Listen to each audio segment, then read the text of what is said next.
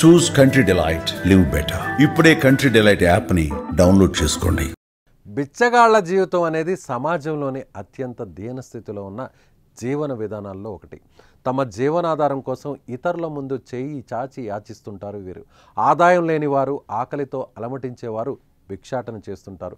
వైకల్యం, మానసిక అనారోగ్యం, వ్యసనాలు కొందరిని ఈ జీవన విధానం వైపు నడిపిస్తుంటాయి. చాలామంది బిచ్చగాళ్ళు రోడ్లపై, ఫుట్పాత్లపై లేదా తాత్కాలిక ఆశ్రయాలలో జీవిస్తుంటారు. సమాజంలో వీళ్లను చిన్న చూపు చూస్తుంటారు. అలాంటి భిక్షగాళ్ళ కోసం తెలంగాణ ప్రభుత్వం కీలక నిర్ణయం తీసుకుంది. మరి యాచకుల కోసం సర్కార్ ఏం చేస్తుంది? వాళ్ళకి ఎలాంటి సౌకర్యం కల్పించబోతుంది? పూర్తి వివరాలు ఈ స్టోరీలో చూసేద్దాం.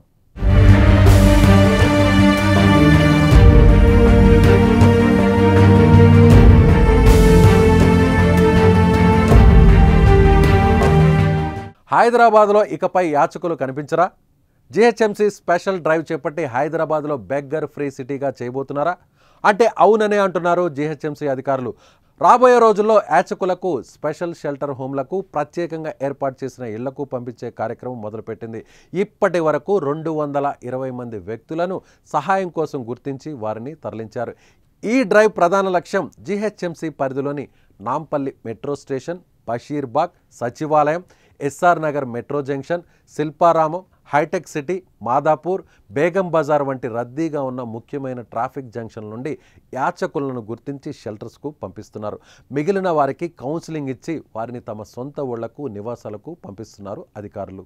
ఈ special drive GHMC urban community విభాగం ఆధ్వర్యంలో గత 4 రోజులుగా ముమ్మరంగా నిర్వహిస్తున్నారు. ప్రధాన కూడళ్లు, రైల్వే, బస్ స్టేషన్, టెంపుల్స్ వద్ద భిక్షాటన చేసే వారి గురించి సమాచారం అందుకొని వారి వైద్య పరీక్షల తర్వాత పోలీసుల సహకారంతో జిహెచ్ఎంసీ షెల్టర్ హోమ్లకు తరలిస్తున్నారు. ఇప్పటి వరకు ఈ కార్యక్రమం ద్వారా 221 మందిని గుర్తించినట్లు అధికారులు చెబుతున్నారు. వీరిలో 173 మంది పురుషులు, 37 మంది మహిళలు, 11 మంది పిల్లలు ఉన్నట్లు తెలుస్తోంది. వీరిలో 19 మందిని జిహెచ్ఎంసీ నిర్వహించే షెల్టర్ హోమ్లకు తరలించగా మిగిలిన వారిని కౌన్సిలింగ్ ద్వారా వారి కుటుంబాలకు సురక్షితంగా తిరిగి అప్పగించారు.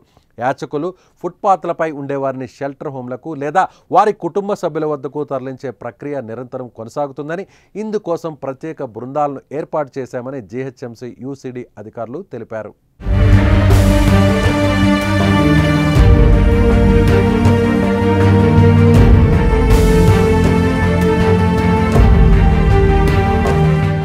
తెలంగాణ ప్రభుత్వం చేపడుతున్న ఈ కార్యక్రమం సామాజిక సమస్యలను పరిష్కరించడంలో నిరాశ్రయులకు ఉపయోగకరంగా ఉంటుందని అంటున్నారు. రేవంత్ రెడ్డి కాంగ్రెస్ ప్రభుత్వం చేపట్టిన ఈ పని ఒక మంచి కార్యక్రమం అని చెప్పుకోవచ్చు.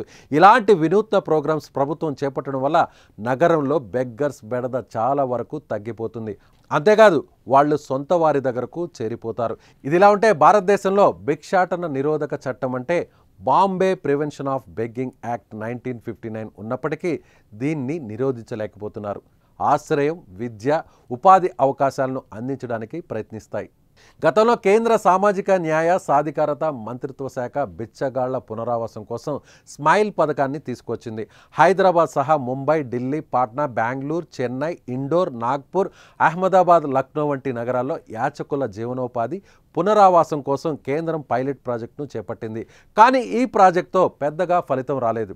ఏది ఏమైనా నగరంలో రోజురోజుకి పెరిగిపోతున్న యాచకులకు పునరావాసం కల్పించేందుకు తెలంగాణ సర్కార్ తీసుకున్న నిర్ణయంపై సర్వత్రా హర్షం వ్యక్తమవుతోంది.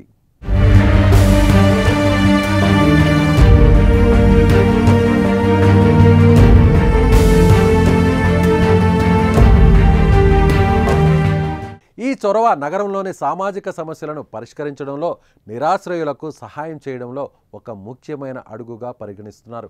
రేవంత్ రెడ్డి కాంగ్రెస్ ప్రభుత్వం చేపట్టిన ఈ పని ఒక మంచి కార్యక్రమం అని చెప్పుకోవచ్చు. ప్రభుత్వం ఇలా చేయడం వల్ల సిటీలో యాచకులు తగ్గుతారు.